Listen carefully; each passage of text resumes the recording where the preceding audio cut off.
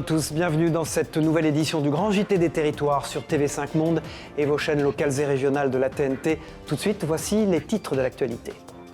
C'est un endroit peu connu des habitants, il regorge pourtant de richesses documentaires. TV78 nous emmènera dès le début de ce journal dans les entrailles des archives départementales des Yvelines. Les documents historiques s'y trouvent et ils sont accessibles à tous, vous allez le voir. Les livres de l'été, Guillaume Gonin sera l'invité de cette édition. Il est le seul auteur français à avoir retracé la vie et le parcours de Robert Kennedy, le frère cadet de l'ancien président américain qui fut ministre de la Justice de son pays, un frère éminemment important dans la vie politique des États-Unis. Et puis des images magnifiques aussi venues de Corse, où vous le verrez, il est possible de visiter l'île à cheval, une balade en bord de mer et dans les traverses rocailleuses, des images de Via Télépaésée sur place. C'est un lieu méconnu mais essentiel pour la mémoire de nos territoires. Les archives départementales sont présentes dans chacune des collectivités éponymes de France. Dans les Yvelines, les documents s'accumulent sur 32 km. Mais alors, quelles sont les missions de ce service public? Qui trouve-t-on concrètement? Les réponses dans ce reportage de Justine Brasier pour TV78, dans les Yvelines donc. Ici, 32 km de documents sont conservés dans des conditions spécifiques. Créées en 1794, les archives départementales sont implantées à Montigny-le-Bretonneux, un service public méconnu, ouvert à tous. Objectif de la structure, collecter les archives, identifier et classer les fonds et bien sûr les mettre à disposition. La structure conserve l'histoire du département. Au moment de la Révolution française, ont été collectés, conservés, rassemblés d'anciens titres de propriété, des grandes familles qui ont composé le territoire, des grandes administrations de l'Ancien Régime. Les archives ont une vocation de transparence administrative et d'accès à des sources historiques larges. Sont collectées les archives ayant une valeur importante, notamment les actes produits par les administrations. Donc on a un temps en fait, de décantation des archives dans les services qui correspondent à leurs besoins administratifs. Et passé ce besoin administratif, on fait un tri sur les archives. Et bien évidemment, on ne conserve qu'une toute petite part de ce qui a été produit. Les archives les plus demandées, des documents liés à l'histoire du territoire, aux grandes administrations, à la justice ou encore les fonds nécessaires à la généalogie. Des archives accessibles à tous sur présentation de la carte d'identité. On leur permet d'accéder plus facilement à l'information. C'est un petit peu complexe de retrouver des documents d'archives, ça ne se fait pas toujours simplement. Et à partir de là, on reçoit ces boîtes en salle de lecture et on peut les consulter directement sur place. Les archives départementales disposent d'une vingtaine de magasins d'archives spécialisés. Ici, le climat, le volume d'humidité et la température sont contrôlés. Les documents sont disposés dans des boîtes de conservation spécifiques et adaptées. Qui protègent le document de l'humidité, d'une partie de l'humidité, puisque ça absorbe aussi l'humidité, du feu, de l'eau. S'il y avait un incendie ou un désastre, une inondation, la boîte en elle-même met longtemps avant de devenir humide et donc protège le document au maximum. Document le plus ancien conservé aux archives, un diplôme de Charles Le Chauve datant du 9e siècle. C'est un document de réemploi, un parchemin de réemploi qui avait été utilisé pour refaire une couverture d'un ouvrage relié. Et donc c'est au moment d'une restauration, en déreliant l'ouvrage, qu'on a retrouvé ce document extrêmement ancien. Une quarantaine de personnes travaillent sur les fonds d'archives. Ici, le dépôt arrive à sa limite. Et maintenant, que faire des vêtements dont on se lasse et qu'on ne porte plus? Est-ce qu'il faut les remodeler à son goût? Peut-être. C'est le pari en tout cas qu'a fait il y a 3 ans la start-up d'Alice Sadrin dans le Val d'Oise. Elle vous permet d'apporter une touche d'originalité à vos basiques. Son chiffre d'affaires a triplé l'année dernière du fait de la crise sanitaire. Romain Etuin, pour Via 95, est allé voir sur place. Loup, diabolo ou encore gants de boxe, autant de motifs originaux à poser sur vos hauts. Choisir sa base puis son motif, c'est tout le concept de My Own Creation. À sa tête, une besonnaise de 47 ans, son dernier best-seller, le costume de super-héros à personnaliser soi-même. On choisit la taille, donc je prends par exemple du 5-6 ans. Donc je vais choisir la forme que je vais mettre. Ensuite, on va lui choisir la lettre de son prénom. Et là, vous avez votre costume à personnaliser. Déjà soutenue par 14 actionnaires, l'entrepreneuse est ambitieuse. Pour en arriver là, elle a dû opérer un virage à 180 degrés. Investisseurs sur les marchés financiers, Cette maman de 4 enfants a décidé de tout plaquer il y a 3 ans au profit de sa passion, la couture. J'ai eu cette passion depuis 10 ans. Au début, j'ai commencé avec mes enfants à réparer, à customiser un petit peu pour cacher des petits défauts. Et en fait, on a fini par personnaliser tout un tas de t-shirts et j'ai voulu offrir ça aux gens. Son chiffre d'affaires a triplé en 2020 grâce à la vente de masques personnalisés. Aujourd'hui, elle compte se diversifier davantage, à commencer par ce kit pour bébé, constitué par l'une des 2 couturières indépendantes avec qui elle collabore. Présente depuis le début, Colline, 28 ans, est une véritable adepte du do-it-yourself. Ce qui m'a séduit de base, c'est vraiment le concept d'Alice. Le côté de ne pas limiter la création de chacun, c'est-à-dire qu'on n'est pas obligé d'acheter un vêtement qui a été créé tel que et on n'a pas le choix finalement. Là, on arrive sur des vêtements où chacun peut amener sa touche. Importés depuis le Bangladesh, les vêtements sont entièrement réalisés en coton bio.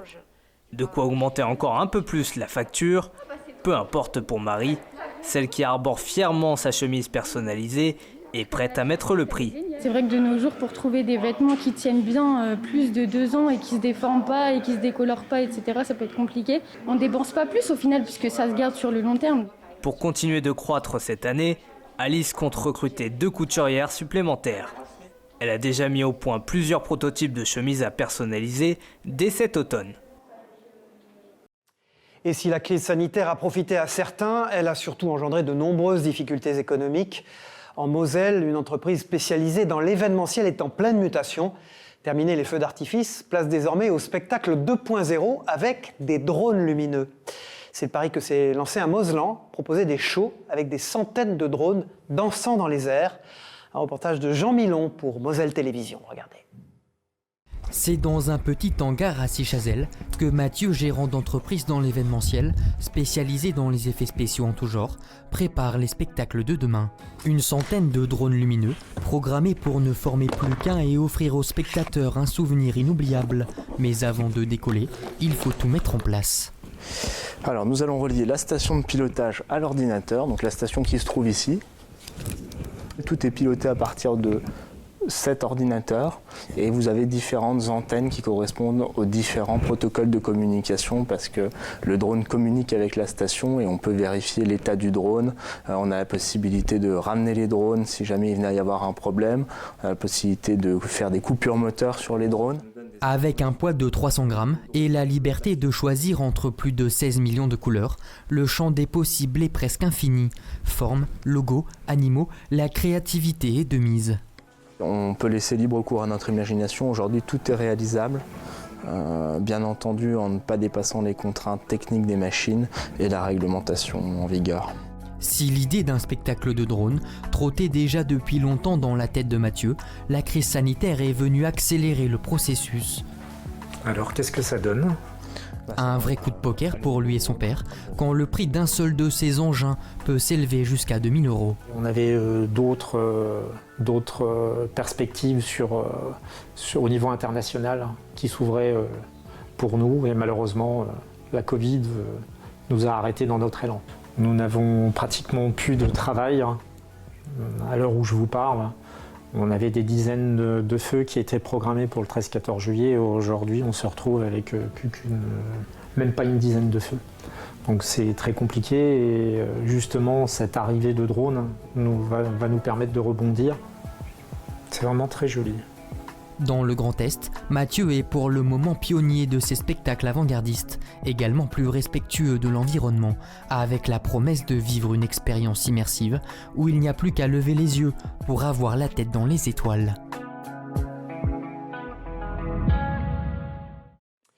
Et notre page consacrée au livre de l'été à présent, le Grand JT des Territoires, vous le savez, vous propose dans cette période estivale de découvrir des auteurs et leurs romans et d'emporter ainsi des idées de lecture en vacances. Nous sommes cette semaine en duplex avec Guillaume Gonin. Bonjour Guillaume. Bonjour. Vous êtes l'unique auteur français d'une biographie d'un des hommes politiques américains les plus réputés au nom très connu, Kennedy. Mais il ne s'agit pas bien sûr de John Fitzgerald Kennedy, mais de son frère, Robert Kennedy. Alors pourquoi avez-vous écrit une biographie sur Robert Kennedy, Guillaume Gonin? Mieux connaître sa vie, c'est mieux comprendre cette période charnière dans l'histoire des États-Unis?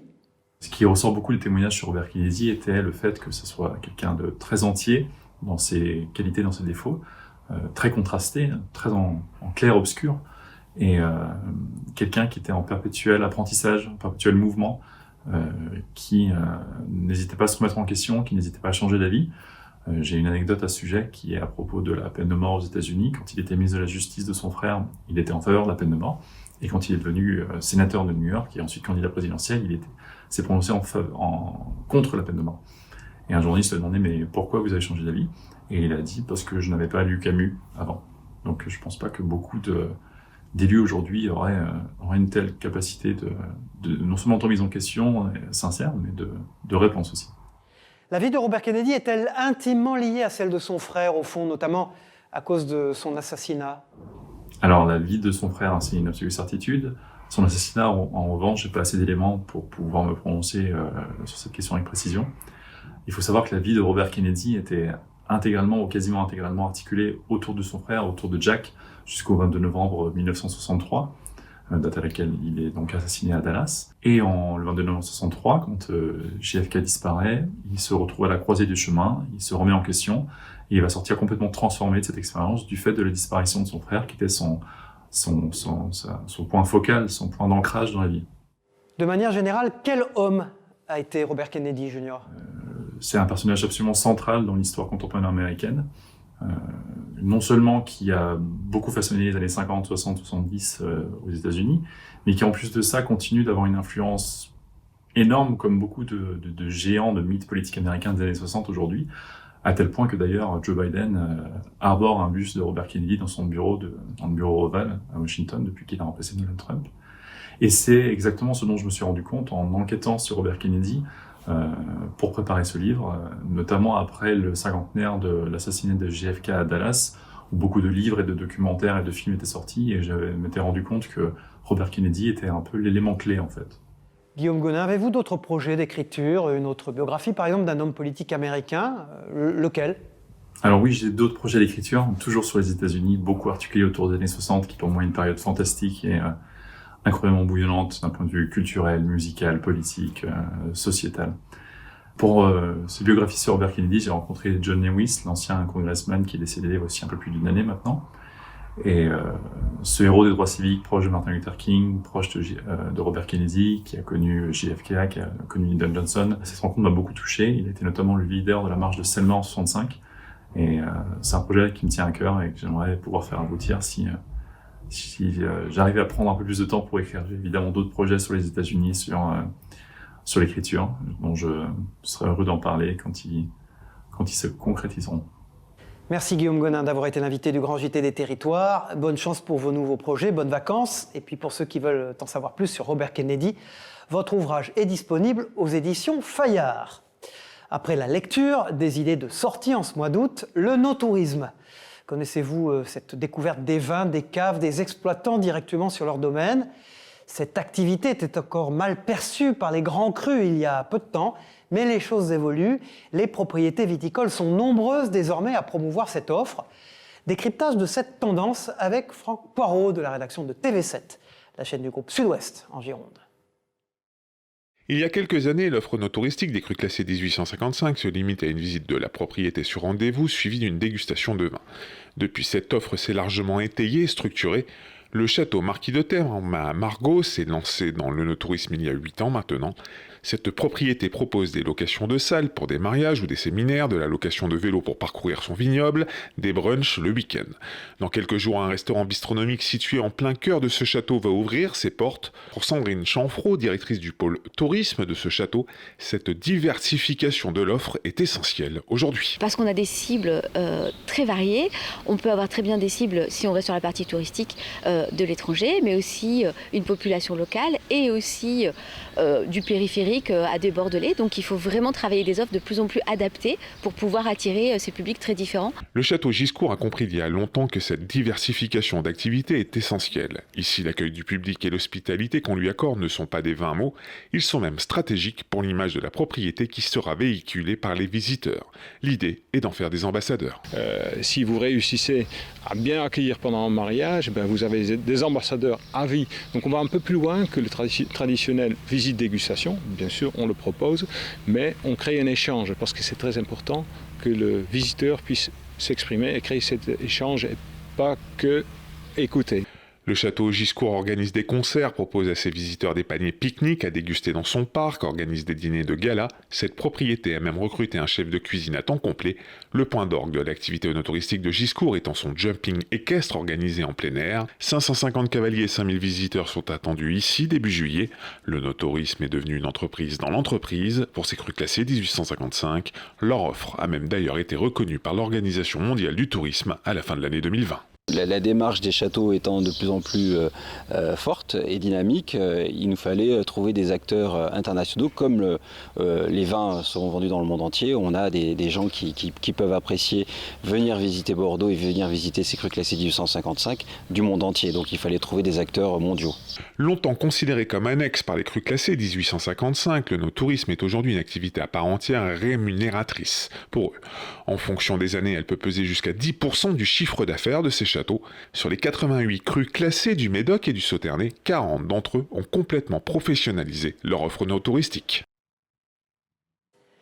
Domrémy, là où tout a commencé. Plus qu'une phrase de lancement, c'est désormais le thème d'un nouveau parcours de visite de la maison natale de Jeanne d'Arc, située dans les Vosges.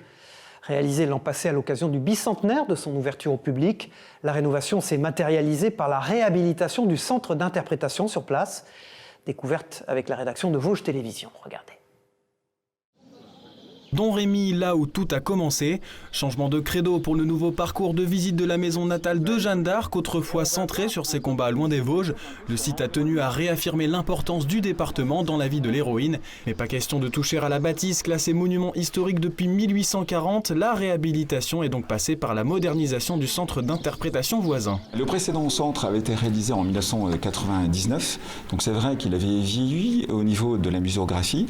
Il racontait une histoire de l'époque de Jeanne d'Arc, mais pas avec les outils d'aujourd'hui. Donc on a souhaité en fait moderniser complètement cette présentation, la rendre plus interactive aussi en faisant appel au multimédia, et puis des manipulations, des questions, aller dans quelque chose de plus dynamique, plus vivant.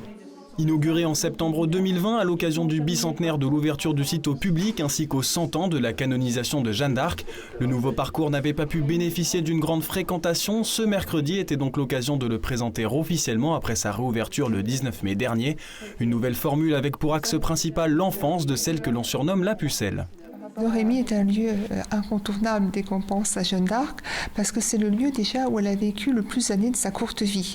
Elle a quand même passé 17 années donc, à Domrémy sur les 19 années de son existence. Et puis c'est le lieu où elle est née, où elle a grandi, où elle s'est façonnée, et qui conditionne effectivement beaucoup de choses de son épopée. Et dès l'âge de 7 ans, Jeanne d'Arc a vu le village voisin de Maxey-Saumeuse brûler. Donc ça l'a marqué.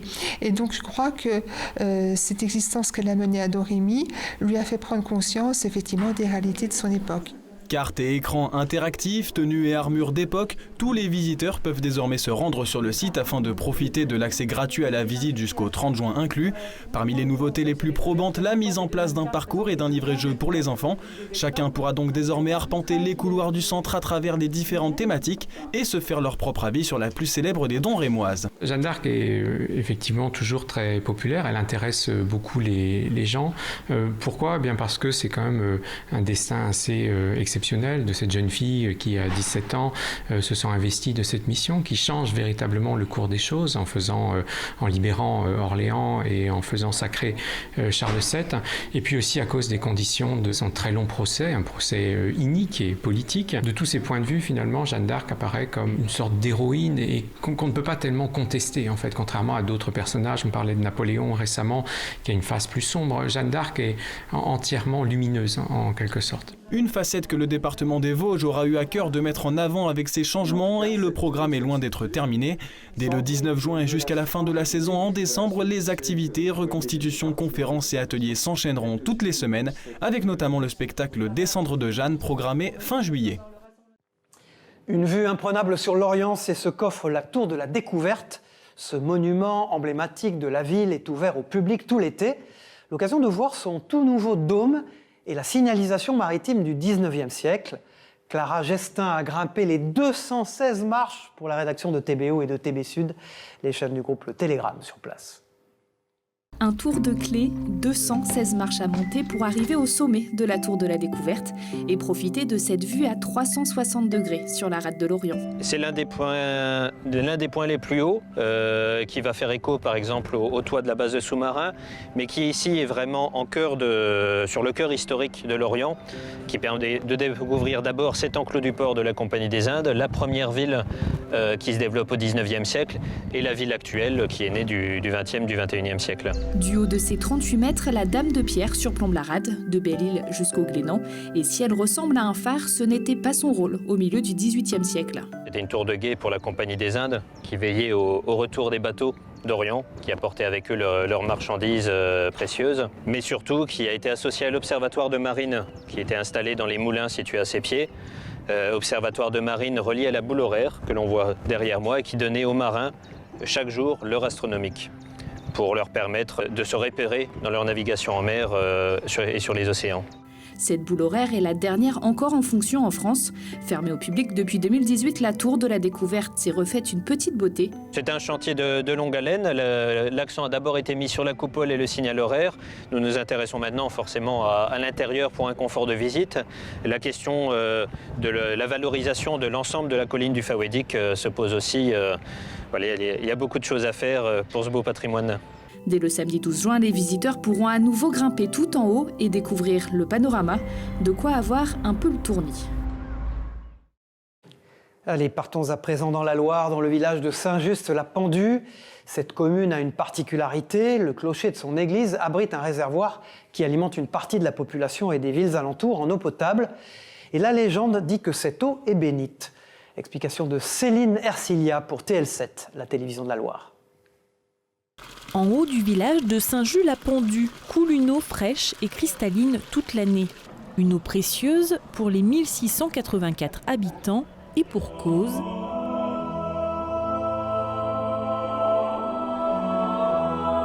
Elle arrive directement du clocher de l'église, juste au-dessus du chœur, à 14 mètres de haut. Un réservoir de 50 mètres cubes y est installé depuis 1951. Et il n'a pas fallu très longtemps pour que le lieu imprègne cette réserve d'eau potable. Nous, les élus, on dit très souvent qu'à Saint-Just-la-Pendue, on boit de l'eau bénite. Cette eau, elle est très bonne. C'est de l'eau que l'on consomme toute l'année et qui est très agréable à boire. Et nous la consommons tous les jours à table. Et c'est une eau qui arrive à nous faire quelques centenaires sur nos communes. L'eau de Saint-Just-la-Pendue aurait-elle quelques vertus ? Dans le village, tout le monde profite de cette eau consacrée et on s'amuse même de cette petite particularité. C'est bien de profiter de l'eau bénite sur les cheveux. On va dire que ça les rend brillants. On a le privilège de boire une eau bénite toute l'année. Voilà. Et ça vous fait quelque chose ? Vous ressentez des bienfaits ? Oh non, pas à ce point-là quand même. C'est la seule occasion où j'aurai de l'eau bénite, parce que l'eau bénite, je m'en sers jamais, mais si j'en ai sur mes cheveux, ce sera une bonne chose. Je gagnerai peut-être le paradis. Aujourd'hui, les habitants ne font plus cas de cette eau provenant de leur église. Ils s'intéressent plus à la qualité gustative de cette source et sans être convertis, certains pourraient même lui trouver un petit goût de paradis. Direction la Corse pour terminer ce journal, où il est possible de monter à cheval pour faire du tourisme. Une idée originale pour porter un autre regard sur les richesses de l'île, et notamment sur le fameux désert de l'Agriate, une balade qui vous conduit dans les plus beaux endroits de la région. Regardez ces images magnifiques de nos partenaires sur place. Le coucher du soleil y est lui aussi extraordinaire. Les détails au micro de Via Télé Paese. Même des cavaliers corses qui tournent parfois dans différents centres équestres pour faire des balades, certains, beaucoup, ont dit mais pour une balade, pour eux c'est la plus belle, quoi. Parce qu'on peut voir de très beaux paysages dès le moment qu'on fait des randonnées de plusieurs jours. Évidemment, il y a des tas de micro-régions où des paysages sont magnifiques, mer, montagne, mais pour une seule balade de 2 heures qui est accessible pour un débutant, même quelqu'un qui n'est jamais monté, oui, avec le coucher de soleil pour le soir. Voilà de bien belles images pour conclure cette édition. C'est la fin donc de ce grand JT des territoires. Merci de l'avoir suivi sur vos chaînes locales et régionales de la TNT et sur TV5 Monde. À très vite pour une nouvelle édition de ce tour complet de l'actualité estivale de nos territoires. Au revoir à tous. Ciao.